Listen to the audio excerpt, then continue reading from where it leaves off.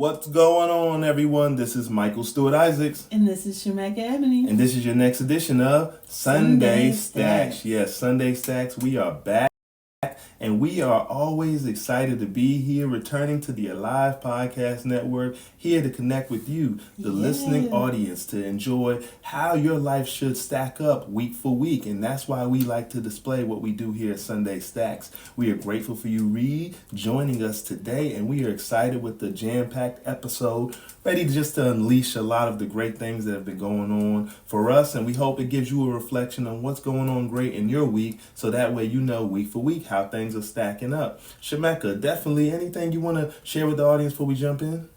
Oh yeah, I am so grateful to have another opportunity to come and build with our family here at Sunday Stacks, to let you know we have been very busy this week.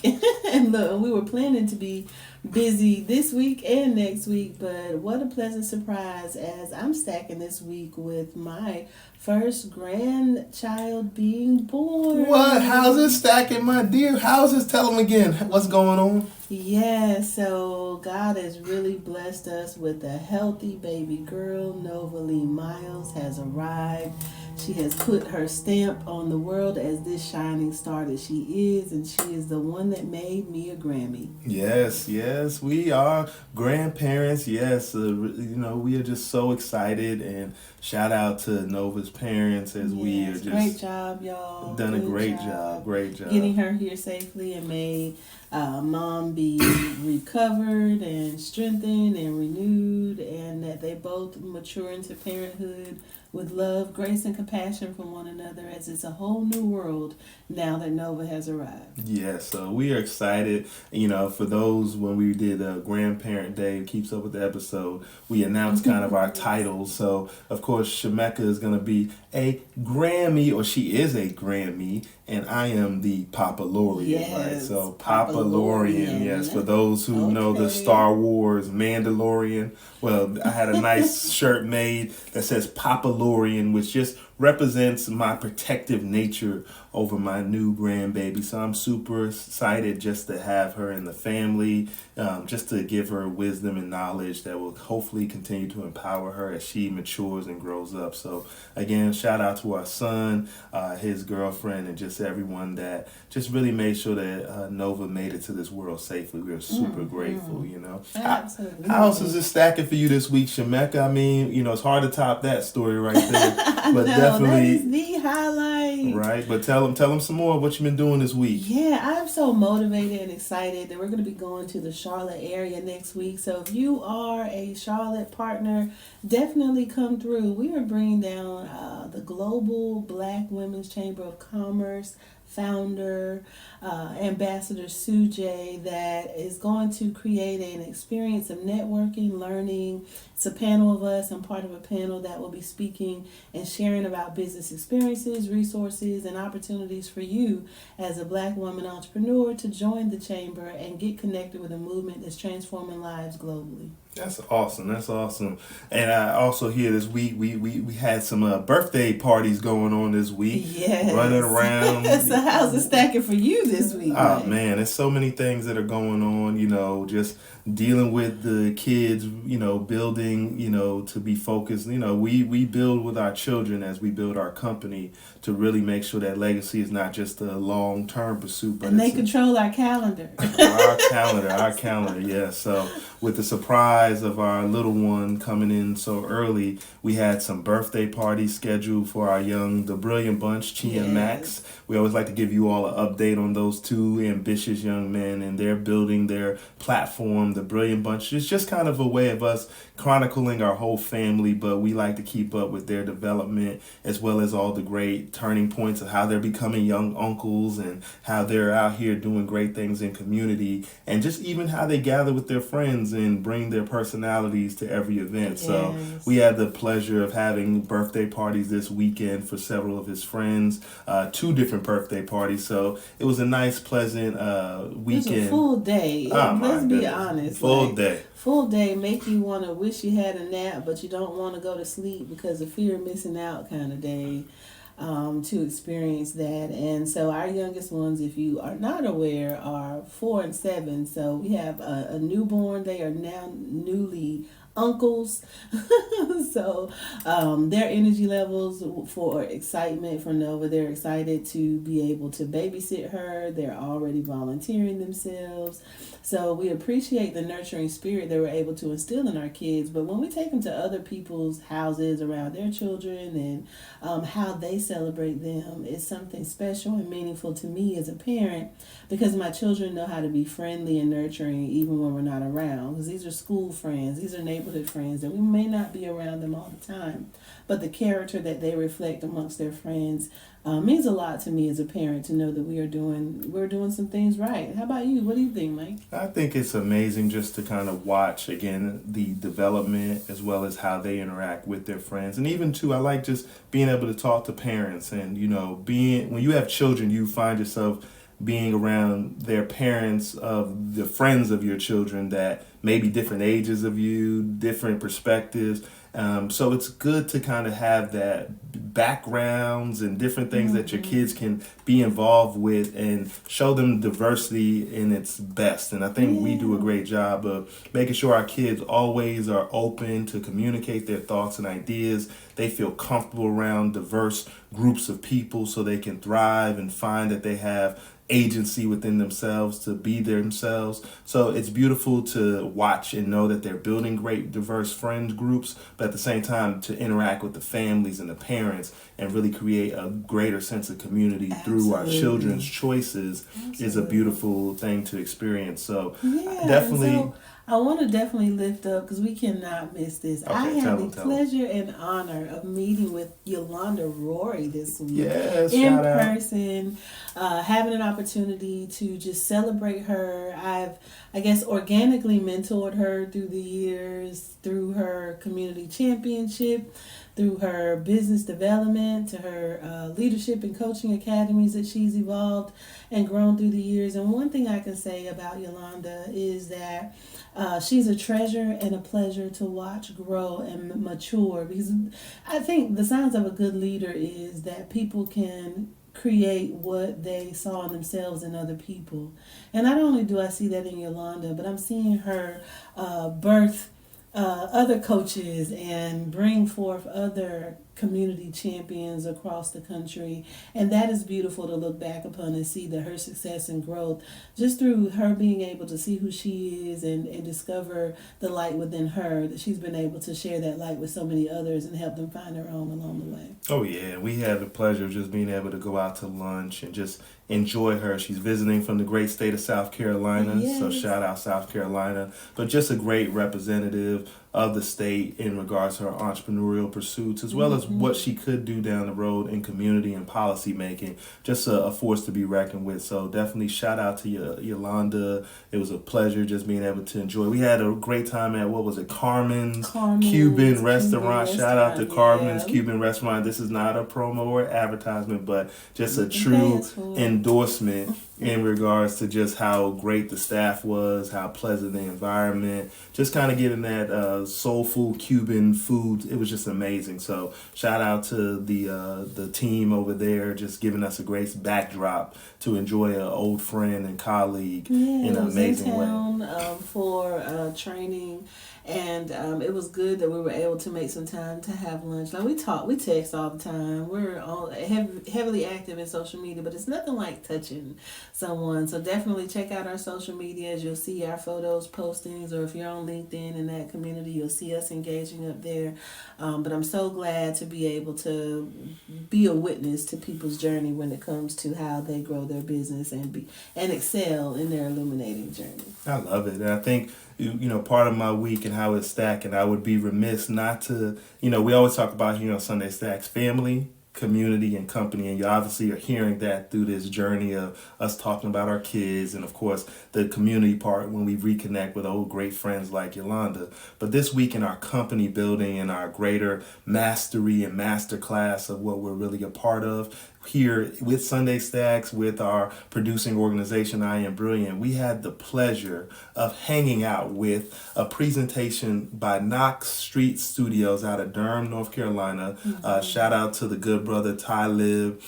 He is a gentleman who's been doing amazing things in the startup community amongst HBCUs for many years, just really growing the ecosystem of Black entrepreneurs. And we had the pleasure of going to a phenomenal event called Build Where the Billions Are. And it was a main focus was the green economy, really it was an amazing event to see Black and brown faces gathered to really start talking about where the billions are.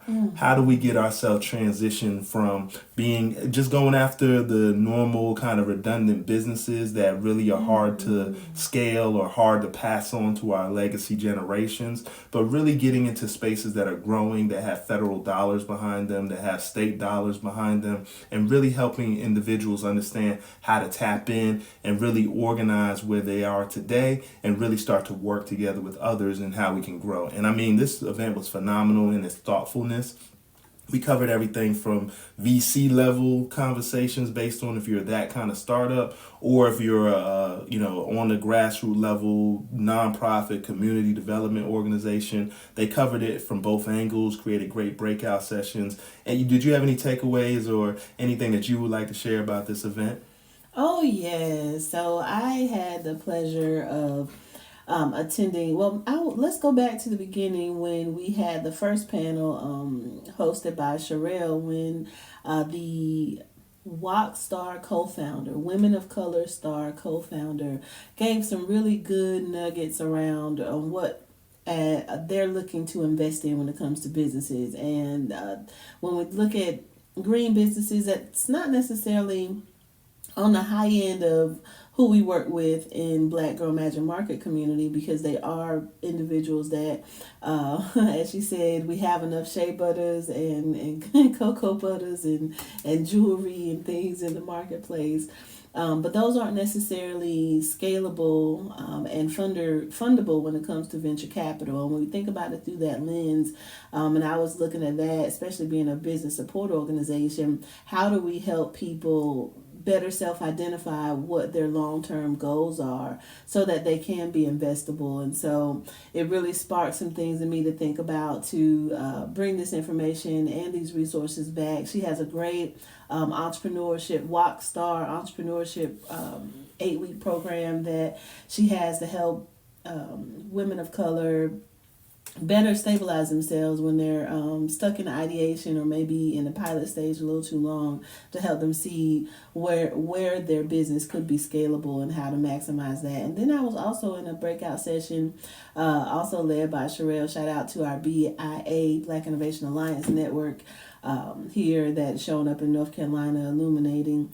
It was something powerful to have a panel of CDFI leaders talk about what's coming down the pipeline and how to better have that access to the table, those that are building capacity and readiness around green businesses, that this may not be an area that you're familiar with, but this doesn't mean that you should be left out of the equation. So having more representation of minority businesses in this pipeline of what these green businesses and a green economy could look like, but also having the capacity to understand to hold people up while they're growing. So the CDFI, your local CDFI, will be a great asset to you to be able to get what you need to start a business in the green business industry, as things are coming down the pipeline. Resources, a lot of billions in federal level resources, is something that we want to think about when we're thinking about how we're building our capacity. So I'm grateful. I learned so much. I got to reconnect with our North Carolina BIA members. I got to reconnect with Black women entrepreneurs that we've seen blossom and grow. I always like to shout out Daisha, because from the beginning, back when we were at Invictus, she was showing up and doing her thing, and to see how much she's even grown her business, exercising her network, has been incredible. It's beautiful, and it's just nice to hear how you kind of break down the history and the connections we have in the room, and just how all these organizations, shout out to Sherelle Dorsey, shout out to Talib Mangrave, and just everyone that just really put together a great organizational, meeting for us to get together and gather and really hear leaders, Linwood Long Jr., just so many great people who have experience in this space, in different spaces, all of us coming together and really discussing the next wave of where the billions are is important and is powerful. So as we look at our main topic this week, taking in all of these unique things within our FCC, which we went through this day, we are going to focus on a concept, keeping with all our past topics. We had really a master RAM. We had basic instructions before leaving Earth. We had join every soul universally serving. We've had these great topics. If you go back to previous episodes of Sunday Stacks, for those who are consistent listeners, thank you. For those who are just tapping in and really getting to engage in the unique conversations we have at Sunday Stacks, this episode this week is centering around the concept of witness protection. And I know we spend a lot of early time here in the podcast discussing so many great things. We ourselves were surprised with all the weeks that we had, but we wanted to bring a unique topic of witness protection to you all because we wanted to take this in multiple directions. So first of all, if you're here on YouTube or you're anywhere in the comments, please let us talk about this concept. Any topic that we bring up as the main topic, we want us to discuss it within our chat areas and everything. So we'll comment back and give our feedback. But today we want to share our perspective on a concept called witness protection. And for me, throughout the years, being on Sunday Stacks it's the first time I'm making myself transparent to the world. It's the first time I'm making myself vulnerable in a way that I'm sharing my thoughts and ideas with the world, with this audience, this gathering of our fan base of Sunday Stacks, where my goal has always been to help people stack up week for week, help people grow their lives and get out of a stuck place. And for many years, I have to now admit, I have been in witness protection. Yes, witness protection from those things that could have stifled the growth of the things that God has called me to do in my life and the things that I had to be isolated. And as I always say to anyone who knows, I made myself anonymous. I made myself someone that people sometimes don't even spell my name right. I made myself somebody who had to fall to the background and fall into the obscure places so we can truly find new solutions for old problems as well as the problems of the future that we don't even see coming. And so being in witness protection has meant the world to me. It was hard at first. Last week we talked about friendships. We talked about isolation and loneliness. This week we're talking about sometimes you're in that witness protection program because you're seeing things that you took part in, that you saw and knew that it was something that you had to now separate yourself from. So God can truly make sure that you're covered for when you do return back to that old life or to that setting of people who are familiar with you.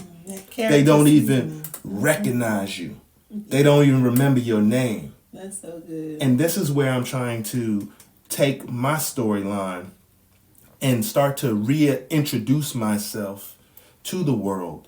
But I'm someone who is coming out of witness protection.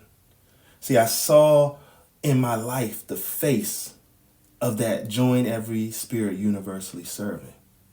And when I saw that face, it changed my life. And it made me realize that I was on the wrong side of what we say history. But what we know in this witness protection, that you're a part of an eternity, a forever fraternity, a joining of greater things. And so as I'm stepping out of witness protection to show this new character development, so those that used to know me will say, I don't even recognize you. I don't remember you. Because God has made me a new thing. And now I just had to introduce this concept from my heart. And I'm curious, Shemekka, and you too, the audience, what does witness protection mean to you? What do you think of when you hear that word? If you applied it to your life, and what have you witnessed that you may need to be protected from? Oh, this is so good. When I was called in to meditate on witness protection, what illuminated to me is the power of witness protection, not necessarily how we may be familiar with it. You know, you have to testify against someone big and notorious, and you got to be kept safe and have a new identity. I think about it from the standpoint of, you know how when someone in church may say, "Can I get a witness?" Hey. Sometimes there are witnesses to your life that can speak to your character much better than you trying to plead your own case of truth. Mm-hmm. And that witness becomes a protection to your character because they can tell the truth of who you really are. And so when we're looking around to see if someone can testify on our behalf or speak well of us, it comes into this opportunity that those that are witnessing what you're doing, witnessing how you're living, witnessing how you're growing, witnessing what you survive, those sharing those truths and those testimonies of their witness standpoint can protect you in rooms that you may not be present in, that someone's trying to assassinate your character. And so when we think about witness protection, I look at them as a guard, someone that's providing safety and comfort and support. And if you say, "Can I get a witness?" and no one's showing up, then that may be an internal check and a post check on, well, what's going on with your character that no one is able to witness what you're doing and who you are. And what can we do to improve that? Because it's not in our place to have to defend ourselves alone. This is why we have representation. And so the witnesses to our journey, the witnesses that have seen us overcome, are the ones that can speak up for us and our character when the time comes that we may have to stand before others, whether as elected officials, as individuals that are looked at in a celebrity status now are looking for people to speak well of them on their behalf. We're seeing that currently. That witness protection is us protecting those around us that we know are of good character. And then also it's so powerful about what Michael was speaking of earlier when we think about it through the lens of that isolated time. And, you know, I think about the energy of the words we use. So, you know, someone that feels isolated may also feel lonely. But we need some time for our character development. And sometimes being out in front of everyone while you're developing your character really scars the capacity of someone being able to speak on your behalf. So that witness protection, that consecration time, that time to really self-evaluate us gives us a chance to build our character so that our words and our power and our influence will be beyond reproach because our character has had time to develop and restore itself. If it had a leaning in the wrong direction energy about it, it's had time to wash itself clean and kind of reset and reboot in a more positive way. So thanks, Mike, for sharing what you lifted up around witness protection. But this felt good to think about. If you say today, "Can I get a witness?" Are there people around you that can speak on your behalf, to your character, to your energy, to what you survive, your testimony, and speak well of you to a way that you would be proud of? I love it. I love it. And with that wonderful, riveting energy of Shemekka said, once again, just kind of giving us a good clarity, we want to go ahead and transition into the Whiz of the Week. Whiz of the Week. Whiz of the Week. Yes, here at Sunday Stacks, we return the Whiz of the Week to you. And this week connects to the concept of witness protection. Whether someone's trying to say, "Can I get a witness?" or we're looking at it from a character change as well as a character just holding back. We have to look at so many headlines this week. What a week of headlines, people. When we look at the Whiz of the Week, we had Kamala Harris sits down with Oprah. Whoa, every headline that you can imagine, everybody heard it differently. You had Mark Robinson out of our state of North Carolina running, the current lieutenant governor running for governor, has had the most craziest, salacious, racial comments as well as sexual comments found on a porn site. And of course, we can't overlook the P. Diddy sex trafficking arrest. P. Diddy, who was looking to turn himself in, then got raided by the police, got him in his hotel room, took him in, wouldn't give him any bail, and now we have a lot to unpack, y'all. We're going to try to do this in a reasonable time as we always try to connect with you all as an audience, and we value your time. But let's start with Kamala Harris sitting down with Oprah. So, of course, the VP Kamala Harris, in her witness protection and her character change. Can she get a witness? She was sitting down with, of course, the queen of media, right, hands the down. Witness. the greatest witness you can have of Oprah Winfrey. And Oprah gathered right. a group of people from around the globe, different leaders from different forum groups, white dudes for Kamala, black dudes for Kamala, white women, South Asian women. You had Chris Rock, you had Julia Roberts, Meryl Streep, you had Ben Stiller, you had all these different people showing up to show their support for the vice president as she goes for her bid to be the president of these United States of America. And of course, her opponents, the sideline commentary, the good news, yes, we root for Kamala. And then you had those out there, of course, the Trump side of things that are trumpeting, she didn't say anything substantive. They don't like her. They're always challenging her, but they never find a way to challenge on policy.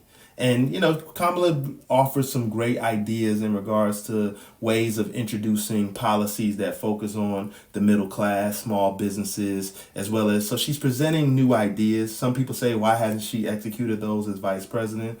Well, part of that is because as a vice president, you're not the person writing the game plan. You're the person having to execute someone else's game plan. And I think she's doing the best she can to execute Joe Biden's game plan. But now we're starting to learn what she sees fit for the country. And it's very interesting to hear. As we break down all these other ones, Mark Robinson and his situation is pretty self-explanatory. They're trying to do a covering for all of his different, exploits, as well as, of course, P. Diddy. Shemekka, I'm going to let you jump into any one of these. Let's wrap it up for the people. But what's your thoughts on the Wiz of the Week? It's been all over the place. I would start off with our VP and this Oprah interview. I would just say I think it's important that as much as attention that is being put on the presidential election, that we have to keep our eyes wide open on the down ballot within our local communities. Because, first of all, as a community person, I'm challenged by the amount of billions of dollars put into advertising and promotion of people running for office, whereas there are so many other things I feel like those resources could be doing in communities. So I do have to come into this situation very biased.